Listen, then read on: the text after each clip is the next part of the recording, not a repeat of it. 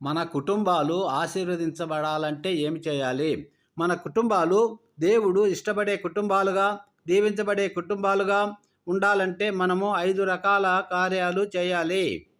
దేవుని బిడ్డలారా, మనమందరము కూడా మన కుటుంబాలు దీవించబడాలని, అభివృద్ధి చెందాలని, ఆశీర్వదించబడాలని ఆశిస్తూ ఉంటాము, కోరుకుంటూ ఉంటాము. మన పిల్లలు దీవించబడాలని అనుకుంటూ ఉంటాం. అందరికన్నా పై స్థాయిలో ఉండాలని అనుకుంటూ ఉంటాము. ఆ విధంగా ఉండాలంటే మన కుటుంబము, మనము మొట్టమొదటిగా మన కుటుంబానికి యేసు ప్రభువును అధికారినిగా చేయాలి. యెహోషువ 24:15లో నేనును నా ఇంటి వారును యెహోవానే సేవించెదము అని అన్నారు. రెండవదిగా యేసయ్యను మన ఇంట్లోనికి ఆహ్వానించాలి. ఎమ్మావు గ్రామంలో ఎదుర్కొన్న శిష్యులు యేసు ప్రభువును ఆహ్వానించారు. లూకా 24లో వారి ఆత్మీయ కన్నులు తెరవబడినవి. యేసు ప్రభువుని మన కుటుంబంలోనికి ప్రార్థన ద్వారా ఆహ్వానించుకోవాలి. దర్శన గ్రంథం 3లో హృదయమనే తలుపు దగ్గర నిలుచుండి తట్టుచున్నాడు. మనము ఆహ్వానిస్తే ఆయన మన ఇంటిలోనికి వస్తాడు, మనతో ఉంటాడు.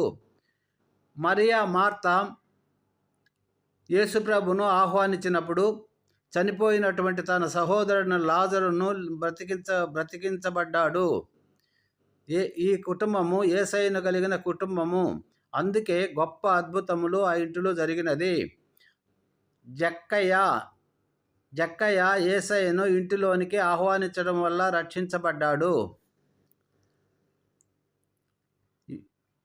మనము యోహాను 2:2లో చూసినట్లయితే కానా వివాహంలోనికి యేసు ప్రభువు ఆహ్వానించడం వల్ల వారికి ఉన్నటువంటి నింద, అవమానము తొలగించబడింది. అక్కడ నీటిని ద్రాక్షరసముగా మార్చాడు. పేతురు ఆహ్వానించాడు. పేతురు తన దోణిలోనికి ఆహ్వానించడం వల్ల విస్తారమైన చేపలు పట్టగలిగాడు. అబ్రహాము మధ్యాహ్నం పూట దేవుని దేవదూతలను తన ఇంటికి ఆతిథ్యము ఇవ్వడానికి ఆహ్వానించినప్పుడు ఇస్సాకు అనే కుమారుణ్ణి పొందుకున్నాడు.